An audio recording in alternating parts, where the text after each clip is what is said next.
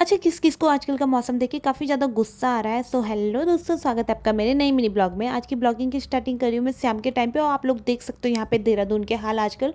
एक ही पल में यहाँ पे धूप लग जाती है, अगले पल यहाँ पे बारिश हो जाती है। सो शाम के टाइम पे जल्दी-जल्दी मैं निकल जाती हूँ घर के लिए, क्योंकि पापा लोगों का काफ़ी बार कॉल आ चुका था और ये लिफ्ट इसमें आजकल जो भी जा रहा है वो यहीं बंद हो जा रहा है, इसलिए इसका बहुत कम यूज़ हो रहा है।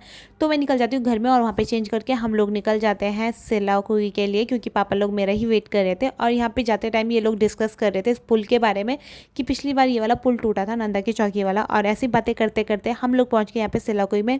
और यहाँ पे हमारे साथ गुन्नू भी सो गया था और इसकी मम्मी चली गई थी इसके बाद थोड़ा सामान लेने। मैंने पापा को कहा जैसे जंगल खत्म हो गया मोमोज वाला दिखेगा वहाँ पे रोक देना, क्योंकि भूख लगी थी और मोमोज खाने का मन कर रहा था। गुन्नू को इससे उससे हमने 2 चिप्स निकाले, इसको ऐसा गुस्सा इसने सारे फेंक दिया। भाभी ना खाया यार, वो फादर गुस्सा करने। ये हमारे मोमोज आ गए, हम खाते मोमोज। अंकल को मोमोज स्टीम करने में काफ़ी ज़्यादा टाइम लग गया था, इसलिए हमने मोमोज रूम के लिए पैक करवा दिए, क्योंकि बहुत ज़्यादा अंधेरा होने लग गया था और इस रास्ते में रात को बाग रहता है, इसलिए हम यहाँ से जल्दी जल्दी निकल गए। सो फाइनली हम पहुँच जाते हैं यहाँ पे भाभी लोगों के रूम के बाहर। और जैसे कि आपको पता है इनके रूम के बाहर पे यहाँ पे मंदिर है, तो यहाँ पे हमने पापा को दे दिया था श्रीफल फोड़ने के लिए, और पापा लग गए थे यहाँ पे श्रीफल फोड़ने में। इसके बाद हम चले जाते हैं यहाँ रूम में, और देख सकते हो आप रूम की हालत इन्होंने कितनी गंदी कर रखी है।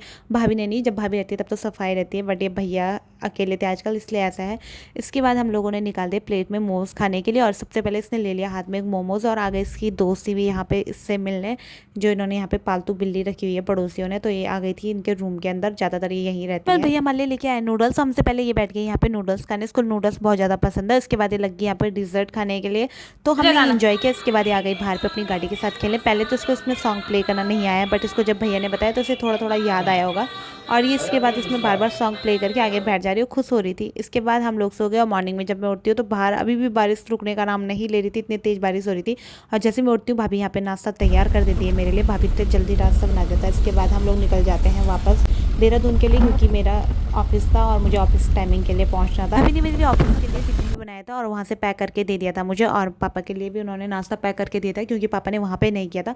बट जैसे हम यहाँ पे नंदा की चौकी में पहुँचते हैं तो यहाँ पे काफ़ी ज़्यादा भीड़ हो रही थी, और यहाँ पे ट्रैफिक भी बहुत लगा हुआ था, क्योंकि पुल दोबारा से टूट गया है।